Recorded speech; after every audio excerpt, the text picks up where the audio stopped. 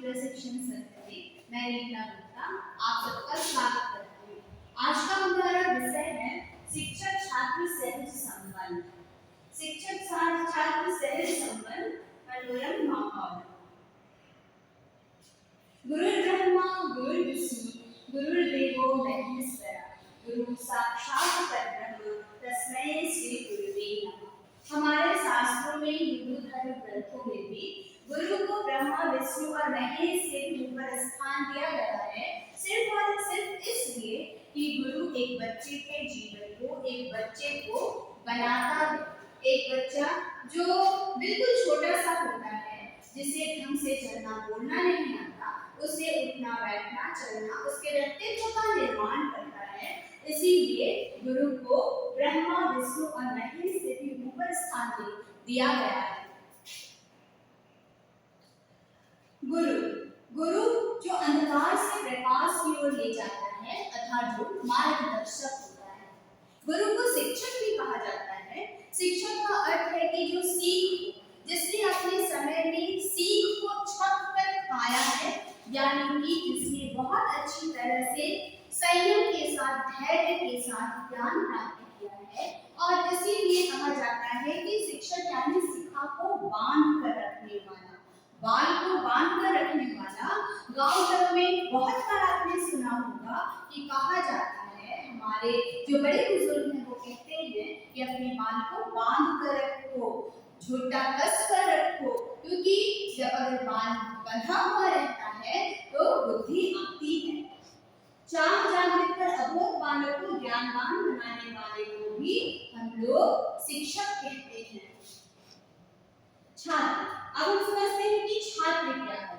हर क्षेत्र और स्रोत से ज्ञान प्राप्ति का भूखा, अपने शिक्षक के बताए पथ पर उनके पीछे जो चलता है या चलने के लिए हमेशा तैयार रहता है, उसी को छात्र कहा जाता है। विद्यार्थी का अर्थ होता है विद्या को चाहने वाला। विद्या जो विद्या के अर्जन के लिए अर्थी पर पड़े 100 की तरह मन वचन कर्म संयम से स्वयं के ध्यान को साध कर चलता है, उसी को विद्यार्थी कहते हैं, वही छात्र कहलाता है। सहज, बिना किसी लाभ लगे, परेशानी के, खून के रिश्ते से परे सहजता से बराबरी का दर्जा दिया जाना, यानी एक शिक्षक अपने छात्र से किसी भी तरह का द्वेष न रखे, नाम लपेट न रखे और उसे बिल्कुल अपने बालक की तरह शिक्षा प्रदान करे। और उन शिक्षक और छात्र के बीच जो संबंध हो, वो संबंध समानता के आधार पर निर्मित हो, यानी किसी भी तरह का वहां पर भेदभाव नहीं हो। और ये संबंध तभी विकसित हो सकता है जब वहां माहौल यानी आसपास की जो स्थिति होती है, परिस्थिति होती है, वो मनोरम हो।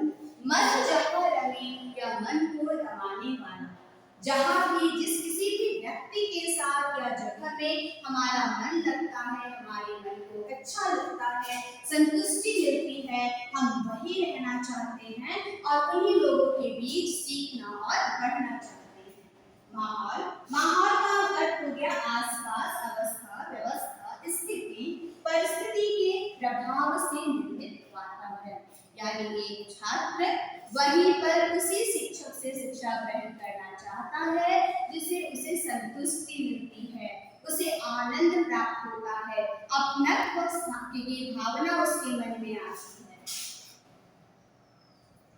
एक बच्चे की आत्मा एक वयस्क की तरह ही जटिल होती है। जब हम लोग घर से बाहर निकलते हैं तो हमारे मन में तमाम तरह की परेशानियां होती हैं, कठिनाइयां होती हैं। हमारा मन द्वंद्व में फंसा होता है, ढेर सारी समस्याएं हमारे ऊपर अपना दबाव बनाए रखती हैं और हम समझते हैं कि हमारे सामने हमारी कक्षा में जो बच्चा बैठा है वो बिल्कुल इन परेशानियों से दूर है, लेकिन ऐसा नहीं है। शायद उसने अपने घर में गृह कार्य नहीं किया है, उसकी कक्षा कार्य पूरा नहीं किया है, उसकी कॉपियां पूरी नहीं है, उससे जो कुछ कहा गया था उसने वो काम नहीं पूरा किया है। घर में उसके माता पिता के बीच द्वंद्व हुआ हो, लड़ाई हुआ हो, घर में खाने के लिए ढंग से आज खाना ना रहा हो, आने में उसे समय पर उसका ऑटो या बस न आया हो तो बच्चा भी बहुत सारी परेशानियों से जूझता है और एक बच्चे की भी जो आत्मा होती है, मन होती है, उसमें तमाम तरह की परेशानियां होती हैं और उस परेशानी को एक शिक्षक होने के नाते हम लोगों को समझना चाहिए। शिक्षक एक कुम्हार की तरह होता है जो कच्ची मिट्टी का सही उपयोग कर एक आकर्षक घड़ा बना देता है। एक छोटा सा बच्चा जब विद्यालय परिसर के बड़े से गेट के बाहर अपने माता पिता की उंगली थाम कर आता है और एक शिक्षिका या शिक्षक जब उसकी उंगली पकड़कर उसे विद्यालय के अंदर ले जाते हैं तो वो शिक्षक या शिक्षिका ही उसका मार्गदर्शक पथ प्रदर्शक हो जाता है। उसके बाद वो बच्चा अपने उसी शिक्षक या शिक्षिका को अपना सब कुछ समझता है और उसके कहे भी रास्ते पर चलता है। वो शिक्षक या शिक्षिका उसे अगर अच्छे व्यक्तित्व के निर्माण की ओर अग्रसर करती है, अच्छा व्यक्ति बनाने का प्रयास करती है तो वो बच्चा अपने शिक्षक या शिक्षिका का मार्ग पर चलता है और अगर उसे गलत प्रभाव पड़ता है उस पर शिक्षक या शिक्षिका का तो वो बच्चा उसी तरह का बन जाता है। इसलिए कहा गया है कि शिक्षक एक कुम्हार की तरह होता है जो एक कच्ची मिट्टी को सही रूप देता है, यानी एक आकर्षक घड़ा बना देता है, एक सुनागरिक बनाता है। गुरु तेरी महिमा का वर्णन करूं मैं कैसे, वर्णन लिखूं तो कागज छोटी हो। गुरु की महिमा को आज तक कागज में बांधा नहीं जा सका।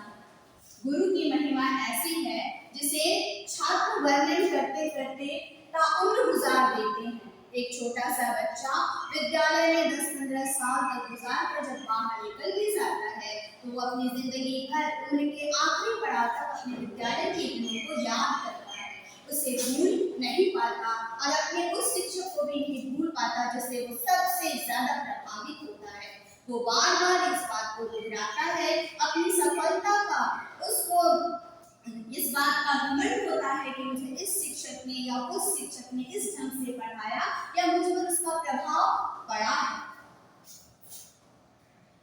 किसी भी व्यक्ति की सफलता और उनके जीवन में सफल होने के लिए शिक्षक या गुरु का होना जरूरी है, यानी गुरु के बिन घोर अंधेरा होता है। गुरु के बिना एक बच्चा उत्तम नागरिक सुनागरिक बन नहीं सकता। इसलिए यहाँ पे कहा गया है गुरु बिन घोर अंधेरा। शिक्षक छात्र को ज्ञानवान बनाकर, सुसंस्कारित बनाकर उसके भीतर छुपे व्यक्तित्व को उकेरता है। एक अंधे व्यक्ति में और एक शिक्षक में अत्यधिक फर्क नहीं होता। जिस प्रकार एक अंधे व्यक्ति को सही मार्ग समझने के लिए दूसरे व्यक्ति की जरूरत होती है, उसी प्रकार एक शिष्य को भी अपने जीवन में सही मार्ग को समझने के लिए एक शिक्षक की जरूरत होती है। मार्ग में चलता एक अंधा व्यक्ति लाठी के सहारे आगे बढ़ता है, लेकिन उस लाठी को भी अगर पकड़कर कोई व्यक्ति आगे उसे बढ़ा देता है तो वो सही जगह पहुंचता है, भटकता नहीं है। उसी तरह एक शिष्य भी जब विद्यालय में आ जाता है और विद्यालय में अगर उसे उत्तम अच्छे सुसंस्कार शिक्षक मिल जाते हैं तो उस बच्चे का जीवन, उस छात्र का जीवन संवर जाता है। तय पैमाने सालों से, वर्षों से, सदियों से छात्र और शिक्षक के लिए जो तय पैमाने हैं, जो पैमाने तय कर दिए गए हैं वो है कि ध्यान का आधार गुरु की मूरत, यानी गुरु ऐसा हो कि गुरु को याद किया, इसका अर्थ हुआ कि भगवान को याद किया। पूजा का आधार गुरु के श्री चरण, गुरु यानी शिक्षक को चरित्र से इतना उज्जवल होना चाहिए, इतना आकर्षक होना चाहिए, इतना उत्तम होना चाहिए कि जब जब पूजा के लिए छात्र बैठे उसे भगवान के साथ अपना गुरु नजर आए। गुरु शिक्षक के मुख से निकले वचन या शब्द मंत्र के आधार है और गुरु की कृपा ही मोक्ष का द्वार है। आपने देखा होगा कि छोटे बच्चों को जब हम कुछ कहते हैं या बड़े भी बच्चों को जब हम कुछ कहते हैं